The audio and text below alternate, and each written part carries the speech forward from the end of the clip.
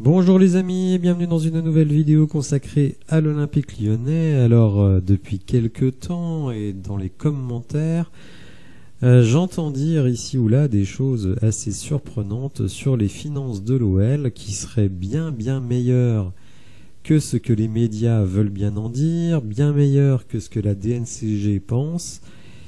Et j'entends fleurir ici ou là des chiffres assez surprenants. Et donc je me suis dit qu'il ne serait pas inutile de faire une petite vidéo, hein, rassurez-vous ce sera assez court, mais pour parler de la réalité des chiffres du budget de l'Olympique Lyonnais, notamment en se basant sur tout simplement ce qui est publié par l'OL. Vous savez que l'OL est coté en bourse et subséquemment doit donc publier ses résultats. Les résultats sont audités, enfin bon, on ne fait pas n'importe quoi. Et il se trouve que, on a une publication évidemment tous les trimestres des résultats de l'OL. Et donc, si vous le voulez bien, on va regarder la réalité des chiffres. Ce sont les chiffres publiés par l'Olympique Lyonnais. Alors, sur la période du 1er juillet 2022 jusqu'au 31 décembre 2022, donc évidemment, ça ne comprend pas la période du 1er janvier 2023 au 30 juin 2023. Mais vous allez voir que la situation n'est pas rose et que les ventes de joueurs sont tout simplement incontournables. Je pense que vous en serez convaincus quand vous aurez bien regardé les chiffres que je vais vous montrer. Donc on est bien sur un communiqué de presse, les résultats du premier semestre 2022-2023, donc juillet à décembre 2022. Alors certes ici, on est tout content parce qu'on se dit les produits sont en progression, toutes les lignes sont en progression, mais vous allez voir que si on y regarde de plus près, tout cela est un leurre et que la situation est beaucoup moins avantageuse et flatteuse que ce que nous montre cette progression. Alors rentrons donc dans le détail des chiffres. Donc vous voyez ici, ce sont les chiffres au 31-12-2022, la 31-12-2021, 6 mois d'exercice, donc de juillet à décembre. Et effectivement, on se rend compte que entre le 31-12-21 et le 31-12-22, il y a une progression de 16% des revenus de l'Olympique Lyonnais. Le problème, si vous voulez, c'est que dans cette progression, et dans ce chiffre de 135 millions, qui paraît un chiffre très positif, il y a deux choses très importantes qui évidemment donnent un relief différent à ces bons chiffres. La première chose, c'est que vous voyez que dans les droits TV et marketing, on a un montant de 38 millions.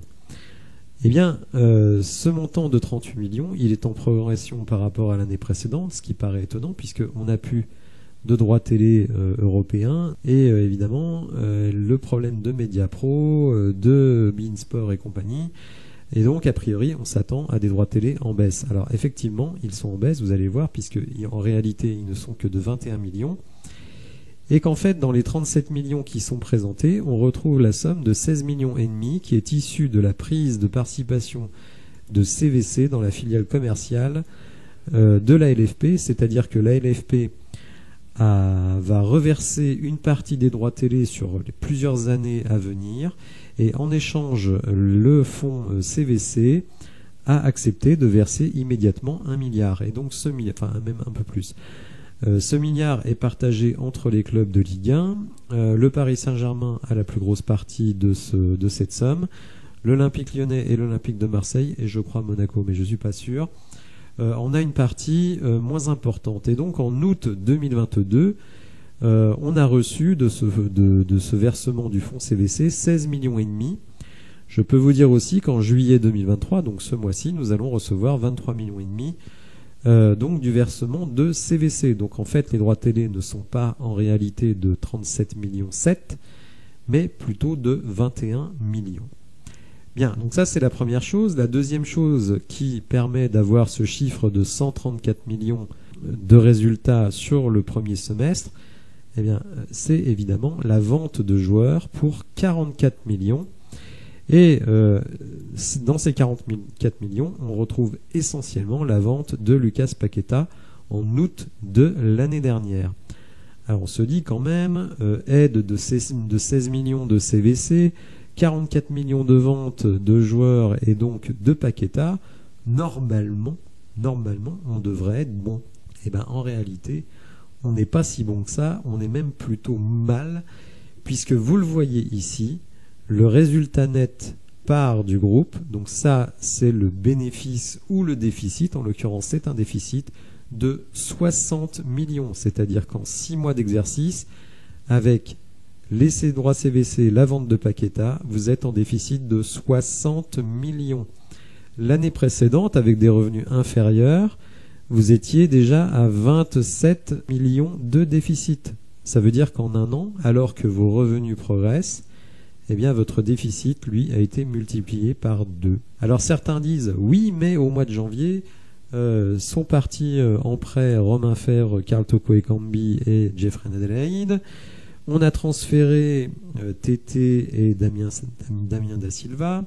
À la fin du mois de juin, on a Boateng, on a Oussem Aouar, on a Moussa Dembélé qui quitte le club. Donc là aussi, ça fait moins de dépenses.